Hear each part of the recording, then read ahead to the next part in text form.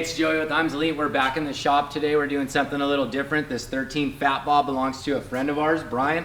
He built this whole bike himself with a little bit of help, and we threw some finishing touches on it. So we're gonna break it down. I'm gonna go front to back, so let's get into it.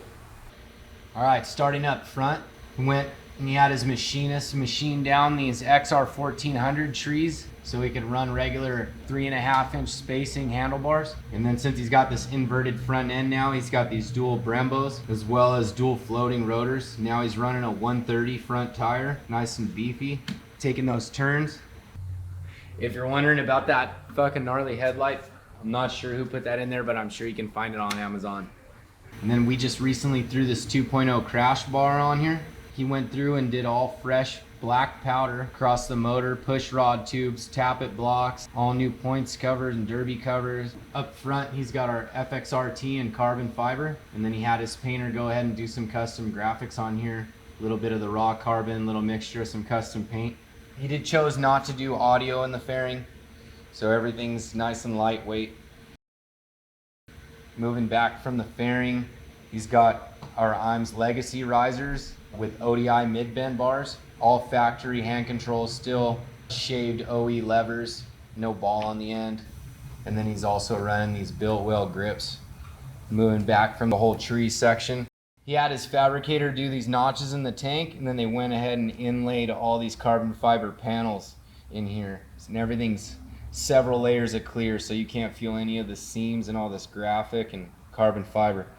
And then moving down from the tank, we just got them all buttoned up with our signature Warbird air cleaner cover. Then he's got all this fresh black powder, like I mentioned. Coming all the way down, he's got the Bassani Greg Lutzka signature pipe. And then he's running our Imzz shin splitter floorboards, all with ARP hardware, all comes standard.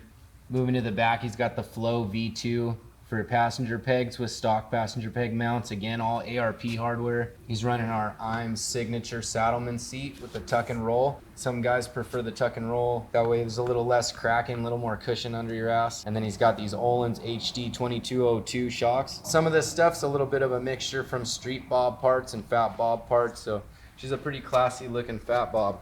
He's got the full leather pros, and then he's got a full carbon fiber fender, but he ran our full fender hardware. So he's got our lay down plate mount and our integrated tail light. Again, he's got full floating rotor in the back with still an OE caliper, and both rims have been all fresh powder coated. And again, he's running a nice fat 180 rear tire. So this thing can really dig into the turns without having any worries about slipping out.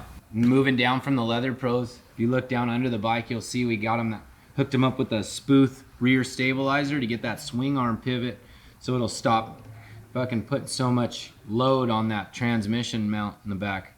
That way I can lean into those turns without getting that fucking dyno wobble. And that's about it.